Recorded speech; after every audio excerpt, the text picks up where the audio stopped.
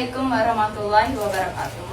Waalaikumsalam warahmatullahi wabarakatuh. Apa kabar teman-teman semua?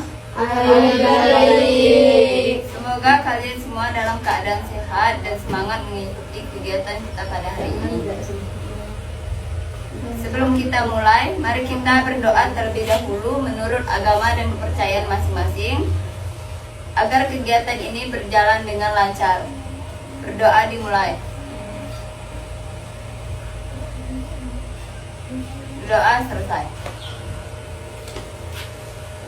Teman-teman, hari ini kita akan melakukan bimbingan kelompok. Dalam kegiatan ini, saya berperan sebagai ketua kelompok dan kalian sebagai anggota dan pendengar yang aktif. Tujuan dari bimbing kelompok ini adalah untuk saling berbagi pandangan dan menyelesaikan masalah secara bersama-sama. Saya juga ingin menekankan bahwa kegiatan ini bersifat rahasia. Apapun yang dibicarakan dalam kelompok ini tidak boleh disebarluaskan keluar kelompok. Harap semuanya bisa menjaga kepercayaan dan kenyamanan bersama. Sebelum kita masuk kegiatan ini, mari kita berkenalan terlebih dahulu. Saya mulai, nama saya Elma Safira, berasal dari Kabupaten Empat Lawang. Sekarang silakan satu persatu menyebutkan nama dan asal. Dimulai dari sebelah kanan. Perkenalkan, nama saya Rita Fadila dari Bimulang. Perkenalkan, saya Delsia Lestari dari Kabupaten Sulawesi. Perkenalkan, saya Melinda selaku Kepala dari Bapak. Perkenalkan, saya Nisa dari Marenim. Perkenalkan, nama saya Aprilia Santi dari Apri. Perkenalkan, nama saya Marina Isa Fitri dari Pemulutan Kabupaten Ogan Ilyas. Perkenalkan, saya Devi Fitriani dari OKI. Sudah ya? Sekarang saya mau tanya. Mungkin saya.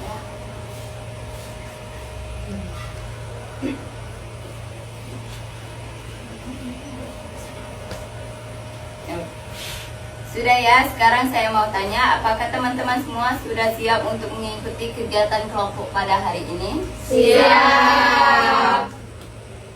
Sebelum kita mulai, ada game sedikit, yaitu apabila saya menyebutkan pagi, kalian tepuk tangan 1 kali, siang 2 kali, sore nggak usah tepuk tangan, dan malam 3 kali.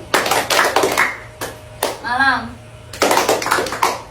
pagi, siang, sore.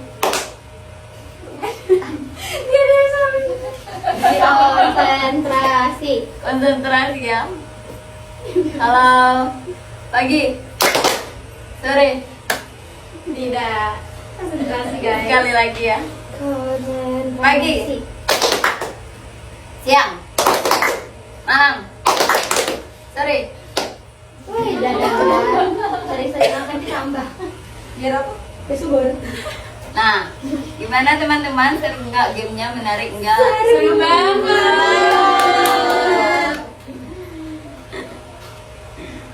Baik teman-teman, karena kita sudah saling mengenal dan suasananya sudah cukup hangat, sekarang kita masuk kegiatan inti. Topik bimbingan kelompok kita hari ini tentang pernikahan usia dini. Kalian tahu nggak tentang kasus yang lagi viralnya sekarang, yaitu tentang seorang pengantin cilik berusia 15 tahun dengan, kalau nggak salah, usia ceweknya baru 12 tahun. SD. Yang masih suka tantrum, tapi dia menikah. Nah, bagaimana sih pendapat kalian mengenai kasus tersebut? Iya. Menurut saya orang tuanya kurang itu ya. Perhatian. Masuk kurang bagus, terus Perhatian pendidikan mungkin orang tua itu lagi berpikir Kalau sehat gak sih? Kalau tidak salah dari video final itu tuh, orang tuanya tuh telah mencoba memisahkan dua anak itu. Kalau nggak salah, dua belah pihak keluarga tersebut itu sudah berusaha untuk memisahkan dua anak laki-laki yang seumur 15 tadi serta anak yang baru SMP masuk umur 12 tuh. tapi mereka tuh kekeh mungkin ya, dari diri mereka sendiri tuh ingin menjalin hubungan yang lebih serius. Mungkin bagi mereka hubungan setelah menikah itu sama-sama indah kali ya, karena baru menjalani masa-masa pubertas, gimana kita lihat ya dalam video itu orang tuanya tuh memendam rasa sakit.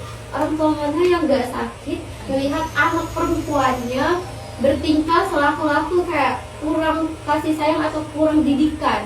Padahal bisa kita lihat tuh setiap orang tua pasti mendidik anaknya dengan sangat baik. Mungkin itu dari pola pertemanan atau dia sudah memegang gadget dari sejak awal dia ingin menuju dewasa, makanya dia terpengaruh seperti itu. Pendapat saya, mulai dari sekarang kita tuh harus memberhentikan sebuah adat bahwa anak di usia dini itu harus dinikahkan. Dan juga untuk orang tua harus banget mendidik dan menjaga anak tersebut. Mulai dari sekarang ini banyak sekali anak-anak kecil sudah memegang HP. Nah, seorang orang tua tuh harus menjaga anak tersebut, harus sering-sering cek apa saja yang gunakan di HP tersebut, harus mendidik ya, harus memberitahu arahan apa sih resiko dari pernikahan di usia dini ini, mengakibatkan apa yang akan terjadi ke depannya, dan harus menjelaskan terus mengenai hal itu. Apalagi anak kita tuh seorang perempuan. Anak perempuan ini seringkali istilah kata tuh diajak, ayo ini tuh seru loh, ini nih asik loh gitu. Nah, jadi menurut saya peran orang tua di sini tuh sangat dibutuhkan, sangat penting, apalagi soal pendidikan, pola pikir. Jadi yang salah jadi harus dihentikan. Adat kan masih ada ya sekarang, ada di sebuah perjodohan sejak dini harus segera dihapuskan karena banyak sekali resiko negatif yang timbul dari pernikahan tersebut. Jadi menurut saya intinya itu peran orang tua sangat dibutuhkan sejak anak usia dini itu, harus sering-sering diberi motivasi, diberi arahan untuk hidup kedepannya itu, sisi negatif, positif dari sebuah pernikahan itu seperti apa. Lagi pula kalau bisa kita tuh sebagai orang dewasa hidup di zaman modern ini, kita kasih tahu lah ya, kita didik, kita ngomong lah anak kita. Mungkin bagi anak tersebut it's okay lah bu, aku bisa saya itu. Lagi pula ini hidup aku. Mereka siap tuh bukan siap secara mental, tapi mereka tuh Siap hanya fisik saja. cuma ucapan saya itu. Karena mereka tuh melihat bahagia wong baik, melihat bahagia kehidupan orang-orang baik kan. Karena mereka tuh belum ngerasain di stuck hidup mereka itu. Ya, mereka juga belum tahu sisi negatif atau akibat dari pernikahan dini, karena kehamilan di bawah usia itu mengakibatkan keguguran, meninggal. Jadi mereka tuh nggak tahu. Lagi pula ini kan bukan zaman nenek moyang kita yang nikah umur SD terus bisa menghasilkan anak 11, 12. Lagi pula di zaman itu inflasi juga, biaya hidup juga masih bisa lah kita kita atasi. Kalau zaman sekarang makan deh sulit saya tuh. Jadi inti orang tuanya sama masyarakat di sana tuh kurang tegas menurutku. Iya. Kayak kalau masyarakat sama orang tua dikasih edukasi, terus dia orang mengedukasikan ilmu dia orang ke anak-anak dia orang, itu mungkin tidak akan terjadi. Kalau orang anak yang dua orang itu bersikeras kalau jarang ingin nikah, selama orang tua tidak ngasih modal kayak dandanan tuh masih modal, baju nikahan juga modal, tempat nikah juga modal, itu orang tua yang kasih. Jadi kayak orang tuanya harus tegas, kayak nolak mereka gitu, kayak tidak boleh nikah gini alasannya ya dikasih tadi alasan tidak boleh nikah tadi. Karena itu dan pentingnya ada faktor pergaulan bisa nggak mempengaruhinya? Bisa juga. Alasannya Padahal kan itu kan anak itu kan beda umurnya jauh, tapi mereka kan bisa berteman ya. Kayak misalnya anak SMP berteman sama anak SMA. Nah, anak SMA itu kan bisa 1 tahun lagi lulus terus menikah. Nah, pasti otomatis kawannya tadi pasti pingin melok. Nah, itu bisa Dia ikut ngelihat apa yang pernah dia lihat, jadi dia tuh ngerasa pengen kan. Enaknya nikah saya Karena dia melihat itu baik dia melihat fisik elegan lah ya. itulah sebagai orang tua tuh harus mengawasi anak tersebut dari Apa yang dilakukan? pergaulan itu sangat penting dan sangat mempengaruhi tumbuh kembang dan cara pikir seorang anak itu, yaitu dari pergaulan dan cara apa yang mereka mainkan. Apalagi dari HP itu banyak sekali tentang foto-foto yang tidak benar ya, apalagi anak-anak bahkan SD tuh sudah mengerti pacaran. Iya. Nah, munculnya pernikahan itu mulai dari pacaran, video tontonan yang mereka lihat sekitarnya. Iya, jadi itu yang mengakibatkan mereka ingin sekali yang namanya pernikahan. Jadi bagi orang tua dan berpendidikan itu sangat penting di zaman sekarang, ya.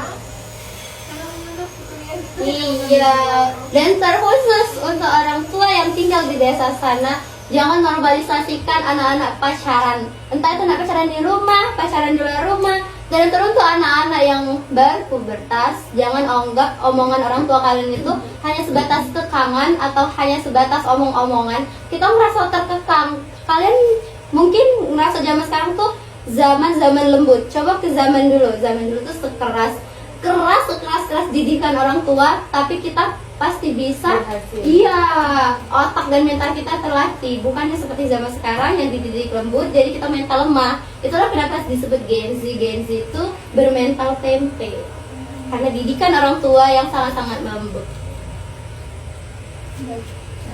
Terima kasih kepada teman-teman yang memberikan pendapat. Dari kegiatan ini kita bisa mengambil dua makna. Makna dari topik yaitu pernikahan usia dini membawa dampak negatif yang serius bagi kesehatan fisik dan mental, pendidikan sosial ekonomi, serta kesejahteraan anak dan keluarga. Oleh karena itu, penundaan usia pernikahan hingga mencapai kedewasaan fisik dan mental sangat dianjurkan untuk menghindari resiko-resiko tersebut. Makna dari proses kegiatan ini yaitu bagaimana kita belajar menyampaikan pendapat, mendengarkan dengan empati, dan menjaga kepercayaan dalam kelompok. Terima kasih atas perhatian dan partisipasi teman-teman semua. Semoga bimbingan kelompok ini bisa memberi manfaat untuk kehidupan kita. Amin. Sekarang dan di masa depan. Amin. Saya akhiri. Wassalamualaikum warahmatullahi wabarakatuh. Waalaikumsalam warahmatullahi wabarakatuh.